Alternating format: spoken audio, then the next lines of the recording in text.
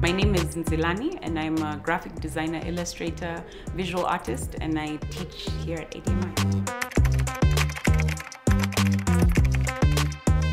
It was a project that I did for a client called Richard for Sports Kenya, and it was for an infographic for Kenya at the Olympics. So it was all the years up until the 2012 Olympics. He wanted to show Kenya's performance, and it was really fun to do because I'm very fascinated by, I've always been fascinated by Kenya at the Olympics. I'm obsessed with it since I was a child, the Olympics in general. And just because it's such a display of human spirit, I really find it is. And especially Kenya in it has always been so amazing. So it was really an honor to like represent all these things and to show the timeline. And he was a very easy client, so I got to do it the way I wanted to. And putting together all that information, I enjoy data visualization. I did used to teach it at some point. And it's just being able to do that, and it was an independent project. It was really good from the client, and it also, he put it up on Twitter and it kind of went viral, so it was also something that put my name out there. So it was that's probably one of my first favorite projects.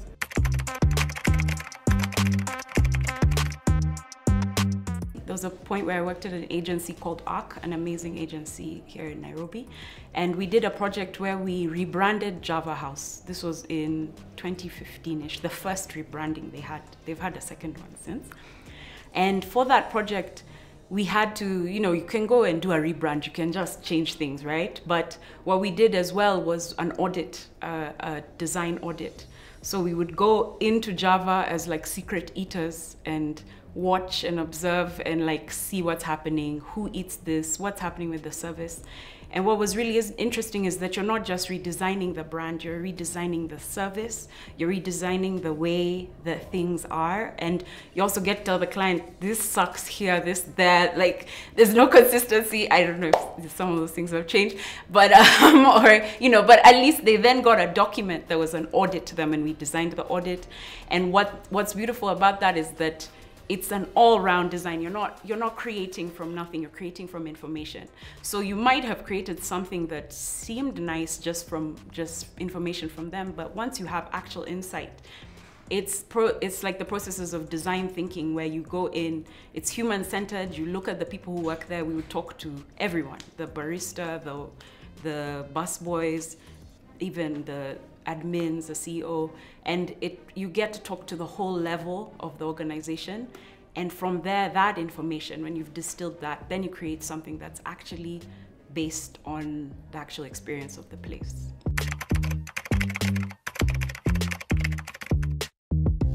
It can be really hard, especially if you get used to it.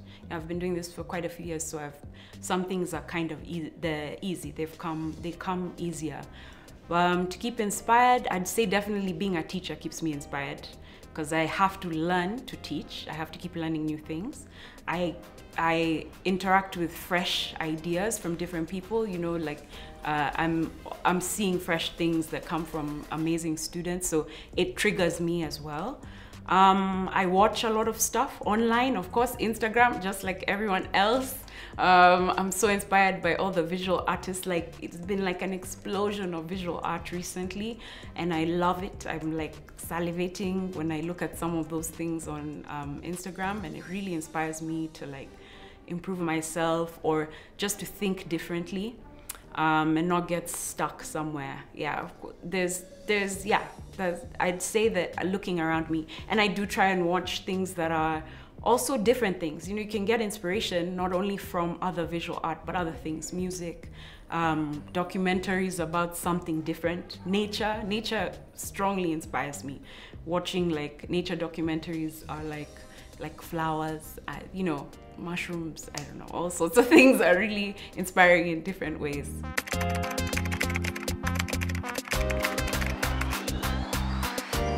What's unique is this is something generally for ADMI, is that most of us are working professionals in the industry. So you're not just learning from a teacher. you become a teacher because you came to teach, but you're learning from someone who also works on the side. You know, they're balancing the teaching with their own work, freelance, or if they run a studio. So we're also learning from the industry. So we're gonna come with those reflections into the classroom.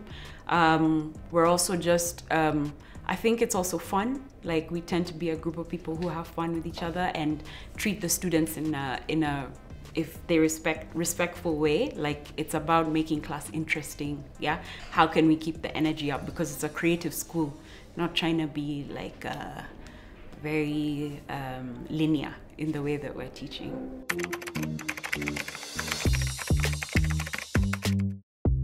A student that I love to give as an example, even to my own students, is someone called Emmanuel Buibo, who was, he actually, for some time, he couldn't finish, but he was a really good student in terms of his illustration style. And he has now gone on to be a digital artist and was one of the first NFT artists in Kenya. So he's well paid, well paid, gets lots of interesting commissions that you can see on his page. It's called Ignatius Arts on Instagram. And I just love that he was able to lift himself from somewhere different with using his creativity and interesting style of illustration.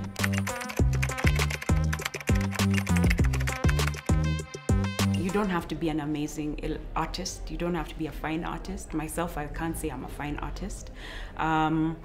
You don't need to be a brilliant, like, drawing. But what you do need is an eye for detail. Being able to see when things look like not aligned, that kind of thing. Neatness. Yeah, neatness is huge, but that can be developed. Yeah. So, and also just the love for it. I think I've seen some students who come and they're not necessarily that good at it, but because they love it, they do well. By semester 5, there's something that they're creating that is really, they can be proud of and looks good. So, because graphic design is about communication, it's not, it is artistic, but also it's like, how do you communicate? So if you can figure out how to, if you will come here with the idea that you know how to communicate neatly, I'd say neatly with either pen and paper, and then you'll put it on a screen. I think that's the only real basis you need, because the rest is then just your hard work learning.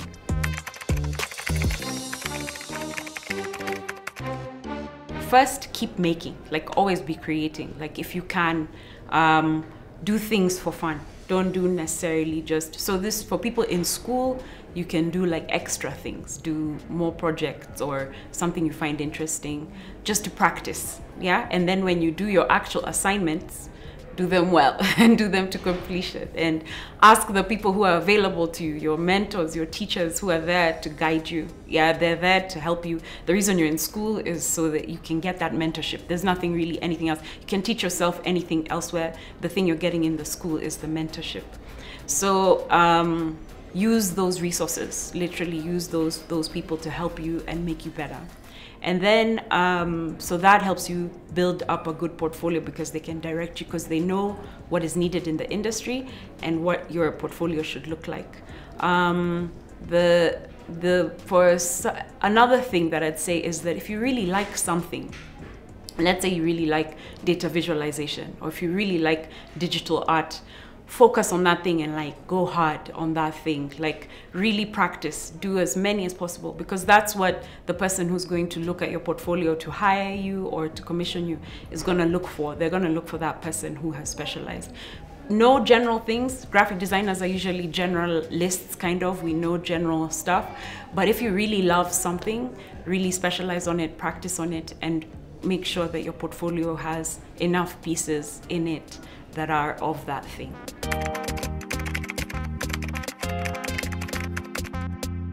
It's really oversaturated right now, right? Which is great. That means a lot of people want to be graphic designers. But I think that now then comes down to that specialization thing. If you are the best digital artist, if you know you're going to be a digital artist, you're like, I can do this, then make sure you have a lot of digital art pieces, examples, and then soon you will come to the top of this. You know, you'll become the cream that rises above. You can yeah, I think just practicing that thing, just keep going. And another thing that gets noticed is hard work. If you just work well, work hard, you deliver what you promised you'll deliver. Yeah, you're reliable. Just be the person, because that's the way it goes anyway for any kind of work. And since someone's just at the beginning of their career, they need some time to develop. I think sometimes there's like because it's all over online, there's examples of things that people that blow up instantly. But for all those one person who blew up instantly, there's 50 people who had to work hard for that and take their time. So be the one working hard, and maybe one day you'll blow up. Maybe you'll just have worked hard and gone into a good place.